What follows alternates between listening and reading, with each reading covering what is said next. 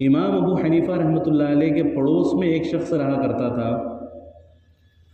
وہ شخص بہت زیادہ فاسق و فاجر تھا.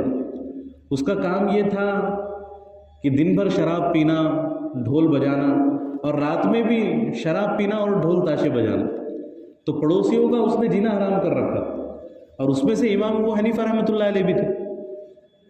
تو رات میں شور کرتا، ڈھول تاشے بجاتا، لوگ اس سے پریشان ہو جاتے. اب لوگ اس کے پاس آتے تو لوگوں کو بھی گالی گلوچ کرتا، کیونکہ شرابی تھا وہ. تو کوئی اخلاقی چیز اس کے اندر نہیں تھی. اب بہت سے لوگ اس کو سمجھاتے بھی، لیکن کوئی بات اس کے سمجھ میں نہیں آتی. ایک مرتبہ ایسا ہوا کہ سب لوگوں نے مل کر مشورہ کیا، بستی میں جتنے بھی لوگ، کہ ہم اس کے خلاف کمپلینٹ کرتے. اب اس کی کمپلینٹ گئی بادشاہ کے پاس، قاضی کے پاس. تو قاضی نے فیصلہ کیا کہ اس کو پکڑ کر لاؤ اور جیل میں ڈال دو. اب انہوں نے اس کو پکڑا، جیل کے اندر ڈال دیا. اب امام ابو حنیفہ رحمۃ اللہ علیہ رات کے وقت جب آرام کرنے کے لیے لیٹے تو دیکھا کہ کوئی آواز ہی نہیں. جو روزانہ ڈھول تاشے بجتے تھے جس کی وجہ سے نیند خراب ہوتی تھی، تو وہ آج تو بجے ہی نہیں. تو امام ابو حنیفہ رحمۃ اللہ علیہ نے باہر نکل کر دیکھا کہ کیا معاملہ، آج خلاف معمول بات کیسے ہو. تو لوگوں سے پتہ کیا تو پتہ چلا کہ اس کو بادشاہ کے سپاہی پکڑ کر لے. تو امام ابو حنیفہ رحمۃ اللہ علیہ خود بادشاہ وقت کے پاس گئے، خود وقت کے خلیفہ کے پاس گئے. اور اتنا ادب و احترام تھا امام ابو حنیفہ رحمۃ اللہ علیہ کا. وقت کے قاضی القضات تھے، چیف جسٹس تھے، بہت بڑا مقام و مرتبہ اللہ رب العزت نے عطا فرمایا.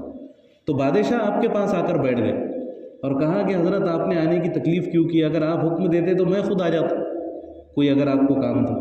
تو امام حنیفہ رحمۃ اللہ علیہ نے کہا کہ میں اس غرض سے آیا ہوں کہ جو میرا پڑوسی تھا اس کو چھوڑ دو، میرا جو پڑوسی تھا اس کو چھوڑ دو. تو بادشاہ نے ان کی بات مانی اور ان کے پڑوسی کو جیل سے رہا کر دیا.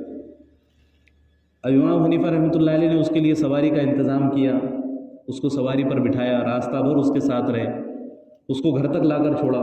لیکن ایک لفظ بھی امام ابو حنیفہ رحمۃ اللہ علیہ نے نصیحت کا، دعوت کا کوئی لفظ زبان سے نہیں نکالا.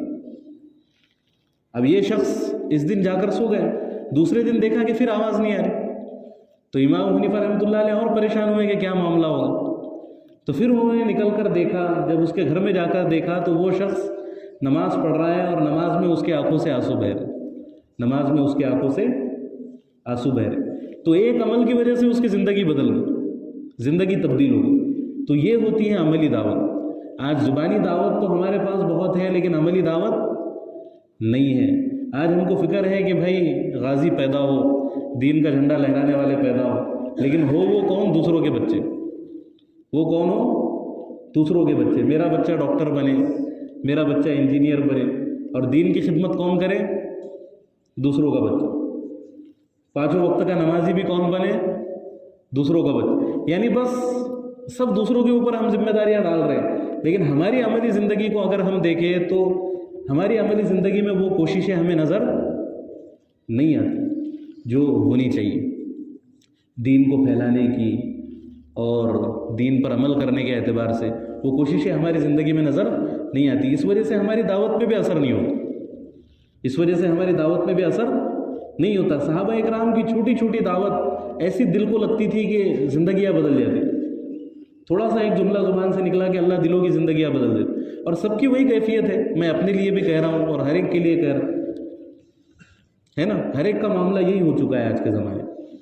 تو اللہ سے ہمیشہ یہ مانگنا چاہیے کہ اللہ ہمیں گفتار کا غازی مت بنا، کردار کا غازی بنا. ہمیں گفتار کا غازی مت بنا، کردار کا غازی بنا. عمل بھی ہماری زندگی کے اندر پیدا فرما، اور وہ بھی خلوص کے ساتھ عمل پیدا فرما. تو یہ ہوتی ہے عملی دعوت، اور اس کے اثرات بہت زیادہ پڑتے. تو یہودی جو تھے وہ دین سے دور کرنے کے لیے انہوں نے عملی دعوت چلائی ہوئی کہ بھئی زبان سے تو ہم بول ہی رہے، لیکن ایک عملی نمونہ بھی پیش کرو، ایک عملی نمونہ بھی پیش کرو کہ لوگ صبح اسلام قبول کر رہے، شام میں پھر رہے. اب لوگ دیکھیں گے تو اس کے غلط اثرات پڑیں گے، لوگ دیکھیں گے تو اس کے غلط اثرات پڑیں گے، ہے نا. تو یہ ان کی سازشیں تھی. تو ایسے یہ فتین ہوتے ہیں، فتنہ پرست ہوتے ہیں.